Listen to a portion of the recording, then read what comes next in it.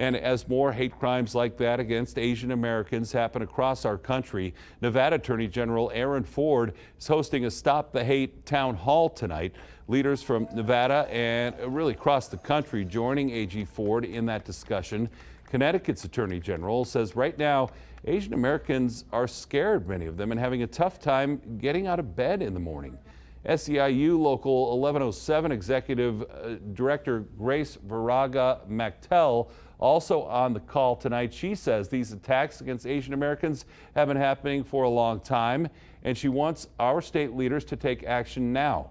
AG Ford says everyone can help combat this problem.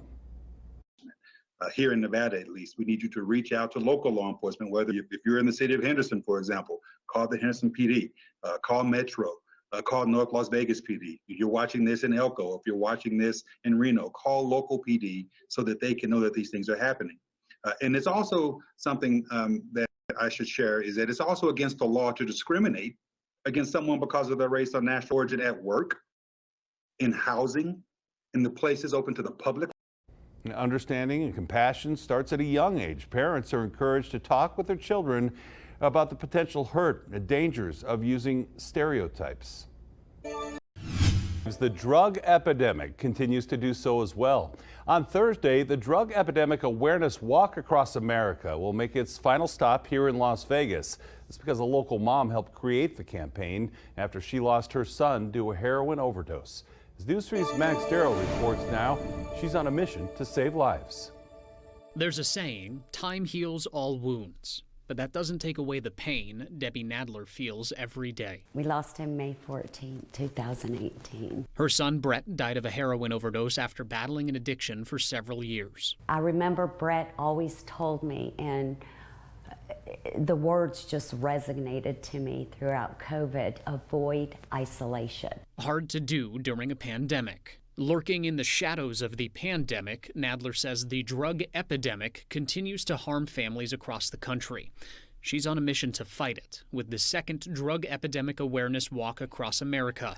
After walks in several states, the campaign will end in Las Vegas with a march up the Strip, followed by an educational event at the Orleans. Focusing on educating the public on what is going on with this epidemic, and hopefully we can touch one person. I lost my oldest son, Joshua, July the 21st of 2017 to a heroin overdose. Angie Cheshire shares Nadler's hope to educate families about the perils of addiction. Don't be afraid to talk about it. She's also a part of the team that runs the campaign. They just had a walk where she lives in Alabama. Cheshire will continue to spread awareness in the hopes more families don't have to experience the pain of losing a loved one to drug addiction. Addiction is not just one person. It's for the entire family, and the whole family has to fight it together.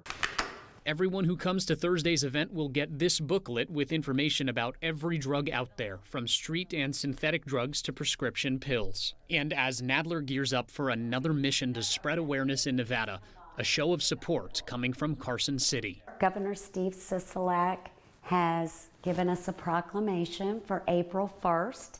It's Drug Epidemic Awareness and Prevention Day. It just makes just the world of difference to know that people are actually listening. A feeling that her mission is making a difference.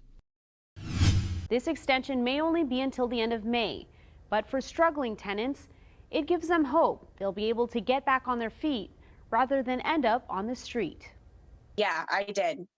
That's what I was under the impression of that was going to happen. I'm glad that he extended it. Teresa Triplett says help can't come soon enough. And I try and work as much as I can.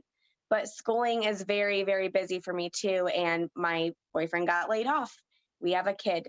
Aaron Christner received an eviction notice back in January. He says while waiting for rental assistance from a county program. They've already filed back in January, and I'm still sitting here. What's going to happen on come the 31st? With the moratorium originally set to expire Wednesday, he got nervous, packed up his things, and moved out. I had to pay the balance, but now with the eviction moratorium, I don't know. It's not like I don't know what to do. Both Teresa and Aaron are waiting on the Clark County CHAP Housing Assistance Program to pay their landlords. The state's goal with the moratorium extension is to allow counties and courts to get help to tenants and landlords faster, so they can receive things like eviction mediation and rental assistance through programs like CHAP. Massive evictions will cause public health concerns and irreparable harm to Nevada families still struggling from the pandemic.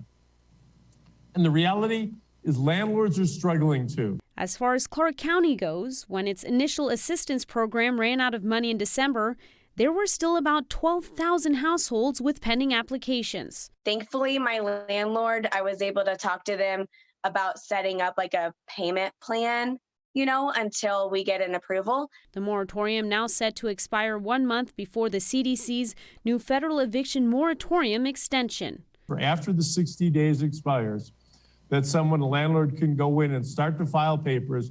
No one can get evicted while the CDC moratorium is in place. They'll still be protected. I'm Tiffany Lane reporting. Hi everybody, I'm Reed Cowan from News 3 Las Vegas. We want to thank you for checking out our YouTube channel. Remember, you can always see more of our videos by clicking on the video links. And also don't forget to click that subscribe button so that you don't miss out on any of our YouTube updates. Thanks for watching.